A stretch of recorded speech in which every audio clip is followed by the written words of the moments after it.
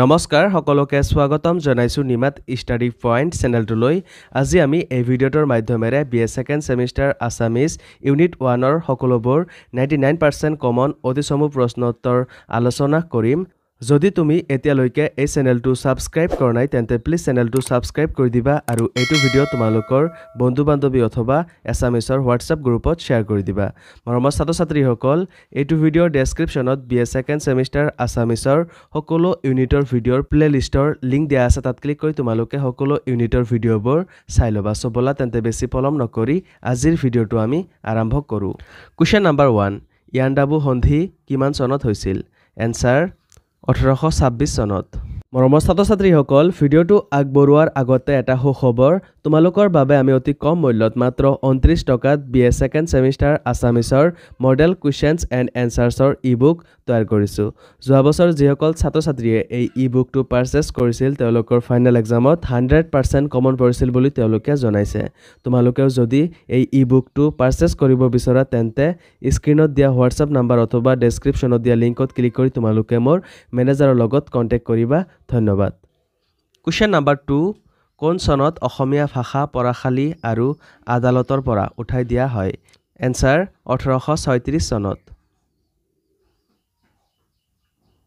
Question number 3 প্ৰথম অসমীয়া ছপাশাল কেতিয়া ছপা হয় এনসাৰ 1840 চনত কোৱেশ্চন নম্বৰ 4 প্ৰথম অসমীয়া মাহেকীয়া আলোচনীখনৰ নাম কি এনসাৰ অৰুণোদয় কোৱেশ্চন নম্বৰ 5 প্ৰথম অসমীয়া আলোচনী কেতিয়া ছপা হয় এনসাৰ 1846 চনৰ জানুৱাৰী মাহত কোৱেশ্চন নম্বৰ 6 অসম কেতিয়া ইংৰাজৰ অধীন হয় এনসাৰ 1826 চনৰ ফেব্ৰুৱাৰী মাহত ইয়াণ্ডাবু সন্ধিৰ চৰ্ত অনুসৰি অসম ইংৰাজৰ অধীন হয় কোৱেশ্চন নম্বৰ 7 অৰুণোদয় কাকতৰ প্ৰথম সম্পাদক কোন আছিল answer Nathan brown question number 8 অসমীয়া সাহিত্যৰ বুৰঞ্জীত কোনখিনি সময়ক অৰুণোদয় যুগ বুলি কোৱা হয় এনসাৰ আধুনিক অসমীয়া সাহিত্যৰ উন্মেষণৰ স্তৰৰ 1846 চনৰ পৰা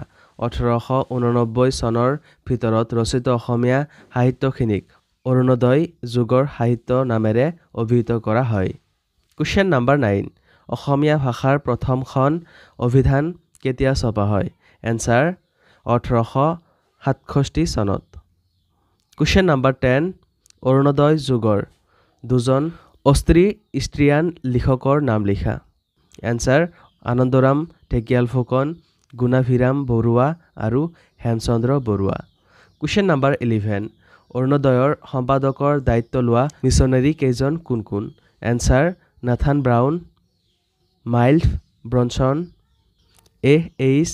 ডেনফোৰ্ড W. ৱাৰ্ড বে Clarke A.K.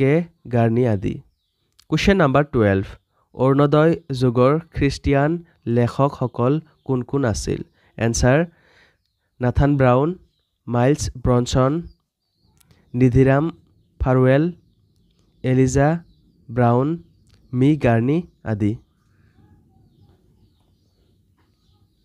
Question number 13 Orunodoi যুগৰ অখ্ৰীষ্টিয়ান লেখকসকল কোন কোন আছিল এনসাৰ আনন্দৰাম ঢেকিয়াল ফুকন গুণাভিৰাম বৰুৱা আৰু হেমচন্দ্ৰ বৰুৱা কোৱেশ্চন নম্বৰ 14 অৰুণোদয় যুগত খ্ৰীষ্টিয়ান লিখকসকলে কোনবোৰ দিশত গ্ৰন্থ ৰচনাৰ ওপৰত গুৰুত্ব আৰোপ কৰিছিল এনসাৰ সাধুকথা প্ৰথম গণনা দুনিতা গণনা ধৰ্মীয় পদাৰ্থবিদ্যা অসমীয়া ভাষা আদি দিশত গুৰুত্ব আৰোপ কৰিছিল কোৱেশ্চন নম্বৰ 15 অৰুণোদয়ৰ পিছত অসমীয়া সাহিত্যৰ উন্নতি আৰু বিস্তাৰত ইন্ধন যোগোৱা দুখন বাতৰি কাকতৰ নাম লিখা এনসাৰ আসাম বিলাসিনী আৰু Assam Mihir question number 16 Bible পুথি 4টা খণ্ডৰ ভাঙনি পনতে কোনে কৰিছিল এনসাৰ নাথান ব্ৰাউনে কোৱেশ্চন নম্বৰ 17 বাইবেল অসমীয়ালৈ অনুদিত কৰা লোকজন কোন এনসাৰ 1813 চনত নগাঁৱৰ আত্মাৰাম শৰ্মাৰ হতুৱাই বংগদেশৰ শ্ৰীৰামপুৰ মিছনেৰী ৰেভ উইলিয়াম কেৰিয়ে বাইবেল পুথি অসমলৈ অনুদিত কৰাইছিল Question number 18. ডিম্বেশ্বৰ নেওগে খ্ৰীষ্টিয়ান সাহিত্যৰ ত্ৰিমূৰ্তি ৰূপে অভিহিত কৰা ব্যক্তি কোন কোন? Answer doctor Nathan brown, doctor miles Bronson আৰু নিধিৰাম ফাৰৱেল। Question number 19. বুৰঞ্জী বিবেক ৰত্ন গ্ৰন্থৰ ৰচয়িতা কোন? Answer Maniram Dewan. Question number 20. Assam বুৰঞ্জীৰ ৰচক কোন? Answer Kashinath Tamuli Phukan. Question number 21. অসমীয়া শব্দাৱলী আৰু খণ্ডবাক্যৰ ৰচক কোন? এনসাৰ অলিভাৰ টি কাট্টাৰৰ পত্নী শ্ৰীমতী কাট্টাৰ। Question number 22. বেলিমাৰৰ বুৰঞ্জী কোনে লিখিছে? এনসাৰ বিশ্বেশ্বৰ বৈদ্যাধীপ। Question number 23. অসমীয়া বঙলা অভিধানৰ ৰচক কোন? এনসাৰ যদুৰাম ডেকা বৰুৱা। Question number 24. প্ৰথম আধুনিক অসমীয়া নাটকখন কি? এনসাৰ ৰাম নৱমী। Question number 25. প্ৰথম অসমীয়া ট্ৰেজেডিমূলক নাটকখনৰ নাম কি? এনসাৰ ৰাম নৱমী নাটক। Question number 26. কোনটো যুগক ৰোমান্টিক যুগ বুলি কোৱা হয়? এনসাৰ জোনাকী যুগক ৰোমান্টিক যুগ বুলি কোৱা হয়। Question number 27. কোনখিনি সময়ছোৱাক জোনাকী যুগ বুলি কোৱা হয়? এনসাৰ 1889 চনৰ পৰা 1940 চনলৈ। Question number 28. জোনাকী কাকতখন কিমান চনত ক'ৰ পৰা প্ৰথম প্ৰকাশ হৈছিল? এনসাৰ 1889 চনৰ জানুৱাৰী মাহত কলিকতাৰ পৰা। Question number 29. জোনাকী কাকতৰ প্ৰথম তথা প্ৰতিষ্ঠাপক সম্পাদক কোন আছিল? Answer Chandra Kumar Agarwala. Question number 30. জোনাকী যুগক আৰু কি নামেৰে জনা যায়? এনসাৰ জোনাকী যুগক বখ-ন্যাসিক যুগ,